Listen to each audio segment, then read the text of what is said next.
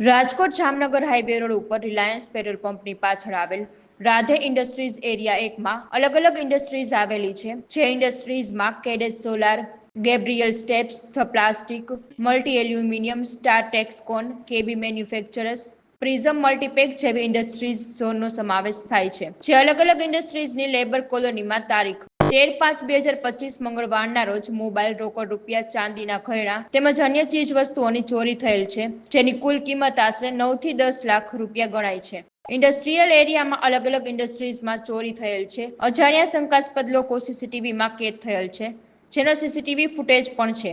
તમામ ઇન્ડસ્ટ્રીઝ દ્વારા પડદરી પોલીસને અરજી આપી તાત્કાલિક ધોરણે આવા ચોરને પકડી પાડવાની માંગ કરવામાં આવી. તારીખ 13/5/2025ના રોજ આ ચોરી થયેલ છે અને હજી સુધી પડદરી પોલીસ આવા ચોર ગઠિયાને પકડી શકી નથી. ત્યારે લોકોમાં એક જ સવાલ છે કે આવા ચોરને પોલીસ ક્યારે પકડશે?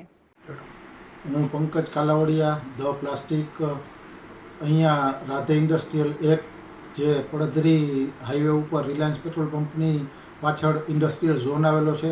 તેમાં ગેબ્રિયલ પ્રેટ, ક્રેડન્સ સોલાર, કેબી બેલ્ટ જેવા 8 થી 10 યુનિટોમાં ગત મંગળવારના રોજ અહીંયા તસ્કરો દ્વારા 8 થી 10 લાખ રૂપિયાના મોબાઈલ, રોકડ રકમ તેમજ ઘરેણાંઓની ચોરી થઈ છે. જેમની અરજી અમે પડદરી પોલીસ સ્ટેશનમાં પણ આપેલી છે અને આ કાર્યવાહી સરસ રીતે ઝડપથી પોલીસ દ્વારા થાય અને લેબર લોકોને પોતાની વસ્તુ પાછી મળે તેવી અમે એસોસિએશન વતી માંગ કરીએ છીએ.